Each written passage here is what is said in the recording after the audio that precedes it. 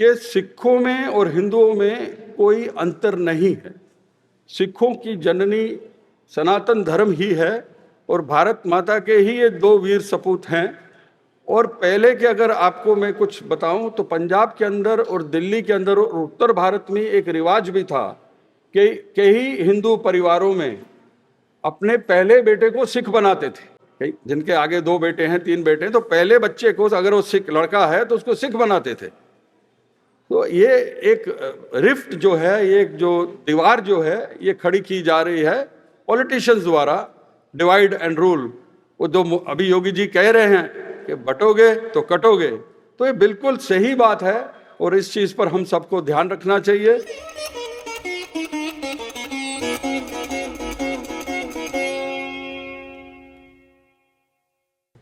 जय श्री राम। जैसे कि मुझे बताया गया कि सिख और सनातन में फर्क क्या है। सिखिज्म के जो हमारे फाउंडर थे गुरु नानक देव, वो सन 1469 में, मतलब आज से लगभग 552 साल पहले आए थे और जिसकी नींव सिखिज्म की उन्होंने डाली। और हिंदुइज्म के बारे में, सनातन धर्म के बारे में तो कुछ ऐसे फिक्स कुछ बताया नहीं जा सकता, लेकिन 3000, 5000 कहने वाले 10,000 भी कहते हैं कि भगवान रामचंद्र जी तब आए थे। सिखिज्म की जरूरत क्यों पड़ी, ऐसा सवाल कई लोगों के मन में आता है कि जब सनातन में ही इतने थे। क्योंकि सिखिज्म जो सिख हैं, सिख का मतलब है बेसिकली डिसाइपल या शिष्य या स्टूडेंट। तो सिखिज्म के जो हमारे गुरु नानक देव जी थे वो तो एक हिंदू परिवार से ही थे, उनके पहले तो कोई सिख नहीं था। तो गुरु नानक देव जी ने एक उनकी जो सोच, उनके जो विचार, क्योंकि वो भी एक साधारण पुरुष तो थे नहीं, एक अवतार थे जो इस धरती पे आए थे लोगों को दिशा, सही दिशा दिखाने के लिए, लोगों को समझाने के लिए। क्योंकि वो समय ऐसा था कि देश के अंदर, खास करके हमारे हिंदुस्तान में, और जो उस वक़्त अखंड था, आज उसके टुकड़े टुकड़े हो गए, अखंड नहीं रहा। और हम उसका भी प्रयास कर रहे हैं कि भाई फिर से अखंड भारत जो है उसको बनाया जाए। ये एक सोची समझी चाल, एक सोची समझी रणनीति अंग्रेजों के द्वारा बनाई गई।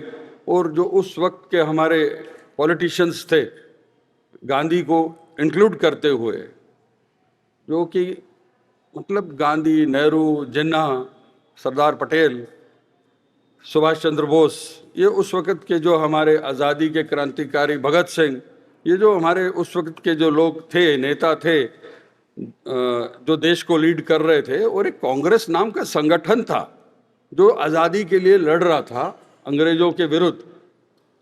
कांग्रेस, ये आज वाली कांग्रेस तो बिल्कुल ही एक अलग पार्टी है, एक अलग विचार वाली, जो दिशाहीन हो चुकी है और देश को बिल्कुल इस वक्त, आज जो देश की ये दिशा है और जो देश को तोड़ने का षड्यंत्र हो रहा है, उनमें सबसे अग्रिम और सबसे बड़ा रोल इन्हीं का है।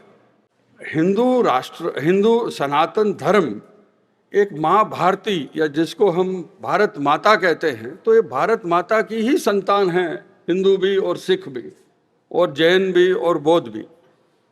तो कुछ ना कुछ तो कारण रहा होगा कि सिखिज्म, गुरु नानक देव जी को सिख पंथ क्यों चलाना पड़ा, या महावीर जी को जैन पंथ क्यों चलाना पड़ा, या महात्मा बुद्ध को बौद्ध धर्म क्यों चलाना पड़ा।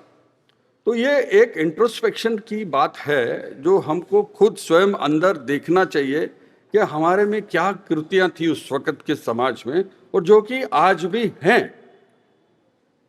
हिंदू जो बेसिकली एक बहुत सहनशीलता और शांति प्रिय कौम अपने आप को कहती है और समझती है और है भी है, तो सिखों की जरूरत इसलिए पड़ी कि ये इनके एक शस्त्रधारी एक अंग बनाया जाए, जो कि उस वक्त के जो मुगलों द्वारा क्योंकि मुगल का राज था 800 वर्ष का, तो मुगलों का जो अत्याचार, जो अतिक्रमण और जो कन्वर्जन, कि वो तो बिल्कुल ये कहते थे कि भाई आप इस्लाम धर्म कबूल कर लीजिए तो आपको छोड़ देंगे, नहीं तो आपको मार देंगे। और कितने ही जनेऊधारी हिंदुओं को उन्होंने मारा, जिसका प्रमाण आपको अगर ज्ञात हो तो हमारे 9वें गुरु तेग बहादुर जी, उन्होंने कश्मीरी पंडितों ब्राह्मणों के बात रखते हुए उन्होंने खुद का बलिदान शीश कटवाया दिल्ली के चांदनी चौक में, जहाँ पे गुरुद्वारा शीशगंज आज भी है, सुशोभित है।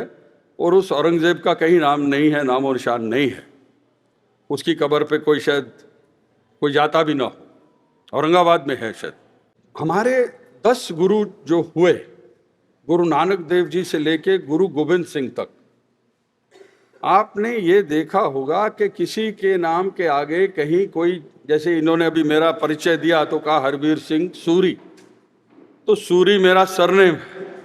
सूरी समझते ही आपको किसी को ज्ञात होगा यार ये क्षत्रिय है कि ब्राह्मण है कि शूद्र है कि जो भी 4 हमारी जो बेसिक जो है हिंदुओं में। तो गुरु नानक देव से लेके गुरु गोविंद सिंह किसी की भी जात, और लेकिन एक बात बताऊं, किसी की भी जात का उल्लेख या वर्णन नहीं किया गया है, लेकिन सबके सब खत्री थे। गुरु गोविंद सिंह जिन्होंने अपने नाम के पीछे सिंह लगाया, उसका कारण यही था, और एक खालसा पंथ की स्थापना की। सिखों के अंदर ही उन्होंने एक खालसा पंथ, जिसको अगर आप क्रिश्चियंस में देखो तो वो बैप्टिज्म करते हैं, तो फिर उनको वो एक प्योरिटी की तरफ ले जाते हैं। और खालसा का मतलब भी प्योर है, खालसा जो है वो खालस है, जो प्योर है। तो कहने का मेरा यहाँ पर ये तात्पर्य है, मतलब है कि गुरु गोविंद सिंह जी को जरूरत क्यों पड़ी खालसा पंथ बनाने की, क्योंकि उस वक्त इतना जुल्म, इतना सब कुछ अत्याचार हो रहा था, और लोग जो थे वो भयभीत और बिल्कुल डरे हुए रहते थे। तो उन्होंने खालसा पंथ की स्थापना, संरचना इसीलिए की कि भाई तुम नहीं डरोगे और तुम सबसे आगे रहोगे। कोई भी अन्याय या अत्याचार हमारे पे होता है, क्योंकि अन्याय करना और अत्याचार करना और अन्याय और अत्याचार सहना दोनों में कोई खास विशेष अंतर नहीं है। तो आप इस वक्त के अगर आप देखोगे तो जो हमारी समानताएं हैं हिंदू धर्म में और सिख धर्म में, वो आप अगर देखोगे तो लाइफ साइकिल के बारे में हिंदू धर्म में भी पुनर्जीवन का माना जाता है, पुनर्जन्म का, सिखों में भी मानते हैं। दोनों की रीति रिवाज, जन्म मरण या शादियों पे भी जो काफ़ी सिमिलैरिटीज़ हैं, काफ़ी समानताएं हैं। दोनों का एक उद्देश्य मोक्ष की तरफ, कि मोक्ष प्राप्त किया जाए। और दोनों ही धर्म ज़्यादातर जो सात्विक भोजन है, वेजिटेरियनिज्म की तरफ वो आग्रह करते हैं, संदेश भी देते हैं। अब कुछ लोग हैं जो नॉनवेज की तरफ चलते हैं, वो दोनों धर्मों में हैं, ऐसी कोई वो बात नहीं है। दूसरा जो भिन्नताएं हैं वो ये है कि अगर आप देखोगे कि हिंदू समाज में और हिंदुइज्म में और सनातन में पता नहीं कितने ही भगवान हैं। कई 33 करोड़ के कोटि के जो भगवान बोलते हैं, वो 33 कोटि एक टाइप है। कोटि का मतलब करोड़ नहीं है, लोग उसका मतलब गलत निकालते हैं। 33 करोड़ देवी देवता है, वो टाइप के हैं, ऐसा मेरी नॉलेज है उसके अनुसार। लेकिन गुरु नानक देव जी ने फिर यहाँ पर कहा कि नहीं भाई, एक ओंकार, भाई भगवान सिर्फ एक ही है। ये जो सृष्टि का जो पालनहार है, रचना है, ये एक ही वो दिव्य आत्मा है, परमात्मा है, और वो ही भगवान कहलाने के लायक है। बाकी आप देखोगे कि जो डिफरेंसेस की बात मैं अगर बताऊं कि जैसे आप कोई मूर्ति पूजा करते हैं तो सिखों में ये नहीं है। हमारे जो 10वें गुरु थे गुरु गोविंद सिंह, यहाँ गुरु नानक से लेके गुरु गोविंद सिंह 10 जो गुरु हुए वो तो इंसानी जामे में आए थे, लेकिन गुरु गोविंद सिंह जी ने एक गुरु ग्रंथ साहब की रचना की, जो हमारा धर्म ग्रंथ है, जो हमारा लिविंग गुरु है, जो हर गुरुद्वारे में पाया जाता है। हम उन्हीं को नतमस्तक होते हैं और उसी को प्रणाम करते हैं और उसी से शिक्षा लेते हैं, और सिख उसी के कहलाते हैं कि ये हमारा गुरु। हम किसी जीते जागते इंसान को, पुरुष को या महापुरुष को या किसी उसको गुरु नहीं कहते, उनको आदर सत्कार जरूर करते हैं, लेकिन उनको गुरु की पदवी नहीं देते, क्योंकि गुरु की पदवी बहुत उत्तम पदवी है जिसका दुरुपयोग लोगों ने कर रखा है। और आप देख ही रहे हैं कि पूरे हमारे देश में, पंजाब के अंदर, हरियाणा में भाई साहब बता रहे थे, तो जगह जगह पे आपको कई डेरे और बाबे बैठे हुए हैं, पता नहीं क्या कर रहे हैं। वो किसी को, आपको भगवान से नहीं जोड़ रहे हैं। और उनके दुष्ट कर्मों के बारे में भी आप देख रहे हो कि कई बाबे तो कई इतने सालों से जेलों में पड़े हैं, उनको बेल नहीं मिल रही है, छूट नहीं रहे हैं। तो ये कारण था कि गुरु नानक देव जी ने कहा कि भैया भ्रम में से निकलो और इंसान और किसी उस मूर्ति पूजा से बाहर निकल के उस रब की पूजा करो। अगर आपको ध्यान हो कि गुरु नानक देव जी जो हैं वो उस समय में 1469 में जिनका जन्म हुआ, वो पूरे देश का उन्होंने भ्रमण किया। चाइना भी गए, नेपाल भी गए और इराक भी गए, बगदाद में, और जगन्नाथपुरी में तो उन्होंने बिल्कुल वहाँ पे पंडितों के साथ में उनकी पूरी गोष्ठी हुई, सिद्ध वार्ता, सिद्ध गोष्ठ जिसको कहते हैं।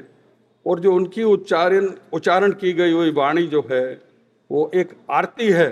गगन में थाल रूप चंद दीपक बने तारका मंडल जन को मोती। ये इसके बारे में रविंद्रनाथ टैगोर ने भी ये कहा कि ये तो बिल्कुल ब्रह्मांड की आरती है, इससे बड़ी कोई आरती हो नहीं सकती। तो यहाँ मैं आपको और थोड़ा सा एक ओंकार के बारे में मैंने बताया कि एक ओंकार का मतलब सिर्फ कि there is only one God, भगवान सिर्फ एक है। हम अनेक भगवानों को हिंदू धर्म में, सनातन में खास करके यह है कि जैसे कहने वाले भाई भगवान श्री राम आए थे, भगवान श्री कृष्ण आए थे, ठीक है, लेकिन आप अगर देखो कि भगवान श्री राम या भगवान श्री कृष्ण तो दोनों शस्त्रधारी थे कि नहीं? वो शास्त्रों का भी उन्होंने अध्ययन किया, शास्त्र बताए कैसे हमको अपने धर्म को चलाना है शास्त्रों के अनुसार। ऑफकोर्स शास्त्र, वेद, पुराण जो हैं उनके अनुसार, लेकिन शस्त्र का भी उपयोग उन्होंने किया। श्री राम के कंधे पे आपको धनुष बाण दिखेगा, और श्री कृष्ण जी ने भी सुदर्शन चक्र चलाया और अर्जुन को बताया कि जब आपको किसी ऐसे समय, ऐसे युद्ध में, और जहां पर आपका शत्रु आपके घर के ही लोग हैं, कि कल की वार्ता में मुझे याद है विभीषण के ऊपर किसी ने बात रखी थी, कई लोगों ने उसको सुना होगा। तो विभीषण आज भी हैं, लेकिन वो विभीषण की प्रशंसा कर रहे थे, जो कल भाई साहब बता रहे थे कि विभीषण कोई गलत आदमी नहीं था। ये आज जो नेता और जो मुखोटा लगाए हुए हिंदू घूम रहे सिर्फ वोटों के खातर, राजनीति की खातर। अभी मैं किसी से बात कर रहा था, वो बता रहे थे कि हम उत्तर प्रदेश में रहते हैं, तो मैंने कहा यहाँ पर मुलायम सिंह यादव जैसे शासक हुए हैं जिन्होंने राम सेवकों के ऊपर, कार सेवकों के ऊपर गोलियां चलाई थी 1992 में जब बाबरी मस्जिद का ध्वंस हुआ था। तो इन लोगों को आज भी वोट मिलते हैं। और साउथ के अंदर अगर आप चले जाओ तो वो पता नहीं किस किस नाम से वो सनातन को, हिंदू को कीटाणु है, पता नहीं क्या बीमारी है, डेंगू है, मलेरिया, क्या क्या बोलते हैं, और उनको हम टॉलरेट करते हैं। और जो नेता उनको संरक्षण या उनका साथ देते हैं उनको हम कई बार चुनते हैं। कई स्टेटों में उनकी आज गवर्नमेंटें हैं। ये तो बहुत देश का सौभाग्य है कि 2014 में प्रधानमंत्री मोदी जी आए, और ये तो मतलब एक बिल्कुल मैं ये कहूँगा कि एक अवतार पुरुष है जो इस देश की रक्षा करने के लिए, और इस जो ये स्थिति है इसमें से देश को बाहर निकालने के लिए वो पूरा प्रयास कर रहे हैं। 18-20 घंटे काम करते हैं, और हम लोगों को कुछ समझ में आता नहीं है। हम लोग उल्टे रास्तों पे चलते हैं। खास करके इसमें बुरा नहीं मानना, जहाँ पर भी आप देखोगे जब चुनाव का वक्त आता है, चुनाव का दिन घोषित हुआ, तो सबसे पहले देखते हैं चलो भाई एक तो छुट्टी होगी। तो हिंदू खास करके मैं कहूँ, उसमें सिख भी हो सकते हैं, सब वो सोते रहते हैं घर में कि आज तो छुट्टी का दिन है, थोड़ा आराम से उठेंगे। और मोदी जी वहाँ पर हमेशा ये कहते रहते हैं कि पहले मतदान और फिर जलपान। कितने लोगों को समझ आता है?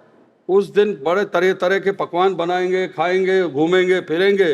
वोट डालने का उनके पास समय नहीं होगा। जब शाम को 5 बज जाएंगे तो कहेंगे अरे अब तो बहुत भीड़ है, बहुत लाइन लगी हुई है, चलो छोड़ो अगली बार दे देंगे। वोट नहीं दिया तो क्या। तो जिन लोगों की सोच ही ऐसी है वो कैसे भारत को सशक्त कर सकते हैं? आपके पास एक मत देने का अधिकार है, जो कॉन्स्टिट्यूशन संविधान दिया हुआ, उसका उपयोग नहीं कर रहे हैं। और वहां दूसरी तरफ उनको देखोगे तो वो लाइनें लगा के वोट कतार में खड़े हो गए, और उनका पता है हमको भी इन्होंने वोट किसको देना है, और वो एकत्रित है। देखिए, हिंदू समाज अगर जनजातियों में बटा हुआ है तो वो मुस्लिम समाज भी जनजातियों में बटा हुआ है, और कहीं ना कहीं सिख समाज भी बटा हुआ है। और उसका कारण, ज्यादातर उसकी जो बटने का कारण है वो है फाइनेंशियल।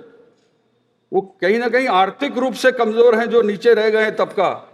आज आधे से ज्यादा पंजाब खाली हो गया, कनाडा चला गया जो सक्षम थे, और जो नहीं सक्षम थे वो भी अपनी जमीनें बेच बाच के वहां चले गए हैं, भाई चलो जाके और पैसे कमाएं। जीवन में उद्देश्य एक ही रह गया है कि पैसा, धन धन धन। और वहां जाके जो हमारे देश के दुश्मन हैं, पाकिस्तान और चाइना, और मैं तो कहूँगा कनाडा भी, आज हाल ही में जो कनाडा में हुआ, जहाँ पर ये बताया गया कि किसी मंदिर के ऊपर सिखों ने आक्रमण कर रहे थे, ऐसा संभव ही नहीं है। क्योंकि सिख जो है वो दिखना आसान, मैंने केस रख लिए, सर पे पगड़ी पहन ली, तो हाथ में कड़ा पहन लिया, मैं सिख हो गया, ये दिखावटी सिख है। असल में सिख जो है वो ऐसा काम कभी कर ही नहीं सकता, क्योंकि सिख जो है वो कभी किसी पे आक्रमण नहीं करता है जब तक उसके ऊपर कोई आक्रमण ना करे, और हमेशा रक्षा के लिए हमको बताया गया है। आप देखेंगे कि किसी भी गुरुद्वारे में अगर आप जाएं तो आपको वहां पे गुरु ग्रंथ साहब जी का प्रकाश हुआ होता है, वो सामने शस्त्र पड़े होते हैं। वो शस्त्रों का प्रतीक है कि भक्ति और शक्ति, शास्त्र और शस्त्र दोनों की विद्या लेनी है। सिर्फ भगवे कपड़े पहन के और हम ऐसे कहें कि हम समाज में बहुत कुछ सुधार कर पाएंगे, ये संभव नहीं है। मुझे आग्रह किया गया है कि मैं अपनी वाणी को विराम दूं। मैं आपको एक बात की तरफ और ध्यान आकर्षित करना चाहता हूं। आप लोगों ने सुना होगा कि सिखों में और खास करके पंजाब में एक फेस्टिवल, एक त्यौहार मनाया जाता है, बैसाखी। अब ये बैसाखी के दो मतलब हैं। एक तो ये है कि वो जो फसल पक गई है उसको काटने का वो किसानों का काम, उस उपलक्ष्य है। और दूसरा ये है कि इस बैसाखी के दिन 1669 में गुरु गोविंद सिंह जी ने खालसा पंथ की साजना की थी, और जो उन्होंने कहा था, मैं एक ऐसी आर्मी क्रिएट करना चाहता हूँ, खालसा पंथ क्रिएट करना चाहता हूँ जो किसी के दबाव में नहीं आएगा, ना डरेगा ना डराएगा। और उस वक्त उन्होंने कहा कि कोई भी 5 लोग जैसे इस सभा में बैठे उठ के सामने आइए। तो पहले जो इंसान उठे थे वो थे भाई दया सिंह। वो लाहौर के रहने वाले थे, जात से खत्री थे, और उनका नाम था दयाराम। दूसरे थे भाई धर्म सिंह, वो जाट थे, धर्म राम उनका नाम था, और हस्तिनापुर या मेरठ के पास जगह वहां के रहने वाले थे। तीसरे थे भाई हिम्मत सिंह, वो कुम्हार थे, मिट्टी के जो बर्तन बनाते हैं, वो हिम्मत राय उनका नाम था, और वो जगन्नाथपुरी के रहने वाले थे। और जो चौथे थे भाई मुखम सिंह, ये चिंबा जाति से थे, और गुजरात में एक जगह है द्वारका, जहाँ पर प्रभु श्री कृष्ण जी का भी आखिरी समय वहाँ भी था, ये वहाँ के थे रहने वाले, उनका नाम था मुखम चंद। और पांचवें थे भाई साहेब सिंह, जो कि नाई थे जात से, और बिदर कर्नाटका में रहने वाले थे। बिदर इधर कर्नाटका में नीचे एक जगह है। तो कहने का मतलब मेरा यह है कि सिखों में और हिंदुओं में कोई अंतर नहीं है। सिखों की जननी सनातन धर्म ही है, और भारत माता के ही ये 2 वीर सपूत हैं।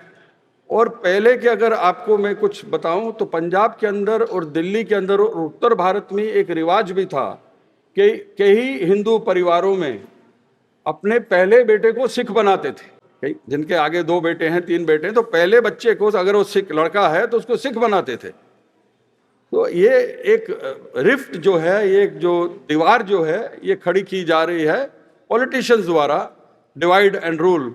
वो जो अभी योगी जी कह रहे हैं कि बटोगे तो कटोगे, तो ये बिल्कुल सही बात है, और इस चीज पर हम सबको ध्यान रखना चाहिए। मैं फिर एक बार आप सबको बहुत बहुत धन्यवाद। जय श्री राम, भारत माता की जय।